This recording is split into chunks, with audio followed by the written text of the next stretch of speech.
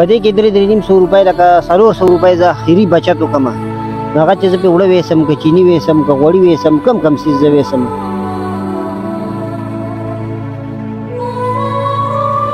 کارونه نشته غریبي ده 500 روپۍ ورځ پیدا کوو او اوړه ګران دي غوړي ګران دي پیاز ټماټر آلو دي ټول ګران دي مهنګایي ده مزدوري شته دی نه کارونه شته مخکې کارونه خو اوس 200 روپۍ ورځ 200 یو نیم سره 200 دقه کېږي ملګرو السلام علیکم عمران بونیری یم او دا وخت د بونیر په تجارتي او مرکزي بازار کې موجود یم نن به د هغه محنتکشو مزدورانو بېوسه او غریبو خلکو سره خبرې کوو څوک چې ټوله ورځ زموږ کورونو ته راشنې راچلوي خو په خپله د دغه راشنو د اغستلو هیڅ قسم توان او طاقت نه لري موږ سره اوسئ لالا د څومره وخت نه په سواړی بازار کې دا ګاډی چلی او په دې کې د ګزاره کېږي بسم الله الرحمن الرحیم زه خو دا ګاډی د 5 کال چلوم او بس کارونه نشته غریبي ده 500 روپۍ ورځ پیدا کوو او اوړه ګران دي غوړي ګران دي پیاز ټماټر آلو دي ټول ګران دي مهنګایي ده مزدوري شته دی نه کارونه شته نه بېروزګاري ده په کور کې بیماري ډاکټران راباندې پیسې خطرې شپه ګوزره باندې ډاکټر خطرې دي او دومره څه شته نه چې ځان یې پیسه وکړو ماشومان دي ماشوم نه واړه دي بچی ماشومان د مزدوري صرف واحد یو ځای مزدوري یم خالي 15 کسه ټابري په کور کې په دې کې ډاکټر دی جامه پایزار ده نو هغه خبره وخت پاس کیږي خدای پاک ټایم پاس کیږي لالا د وړو تروړه په 300 روپۍ ده چې څو ورځې مزدوري وکړي نه دغه چې 3 ورځې مزدوري وکړم تروړه پې نشم اخیستی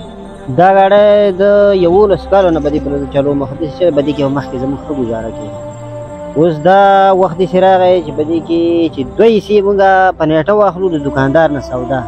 یوه حصه مونږ په نغد وکړو په دې کې 3.5 روپۍ لکه 400 روپۍ زه اخري بچت وکړم هغه چې زه پې اوړه ویسم که چیني ویسم که غوړي ویسم کم څیز زه ویسم مخکې به هر څیز ارزانو نو څه به وشو اوس خو د وړو تروړه په 3 زره روپۍ ده زما په هغې سمې د سره نه راځي د سره نو کله میچه وړه کله روجې وړه کله سړي خبره ده کیک وړه ځان له خپل ټایم سهار مې په دې ګاډۍ کې 8 تروړې وړه اچولي مې ارمان چې دا 2 تروړې پکې اوس زما خامخا وې خو کم دی 2 تروړې په 6 زره روپۍ دي دا زما پیسې مې راځي داسې چینای ته وګوره چې غوړو ته وګوره بل یې وړو خو ځان له خو نه شو اخیستی موږ په خپله که په کور کې 2 کسان لګیا یو او په 3 ورځ زموږ تروړه ده لکه نو زه خیران نه یم چې لکه دا به څه کېږي حکومت خوښه ده چې دوی څه کېږي هغه به کوو نو موږ ته خو دا اپیل کوو چې تاسو د الله دپاره شئ په دې خلکو لکه زموږ خو لکه بیا هم شکر دی لکه دا دی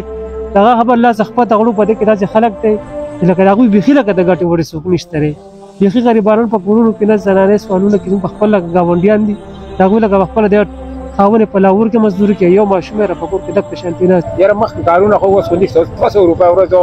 200 یو نیم سره 200 دقه کېږي په دې مهنګایي کې چې کومې خرچې دي نه هغه ستاسو په دې 200-300 روپۍ کې برابر وړه په دې کې چېرته برابر یاره کله 300 شي کله 200 کله 400 کله 500 لکه کور دغه پکې نه کېږي په دې دومره مهنګایي ده او په 300 روپۍ ټوله ده او سهار راځو ماښام ځو 500 هم نه کېږي ګرانې ده موږ ته صرف سهار راشو ماښامه پورې لکه ټوله ورځ وچلېږو ټوله ورځ چې وچلېږو نو موږ ته 300 بچت پاتې لا 200 پاتې شي لا 100 پاتې شي په دې کې داسې ورځ راشي چې زموږ اړو پکې څه ونه شي بیخي تش پکې لاړ شو الټه تاوان وکړو او کور کې چې د سویلي نه هغه ونه سي هغه ونه سو چې دغه شان ناست وي ورته نو واړه وګینی وږي که نه بلکل وږي خو څه وکړو مجبوري ده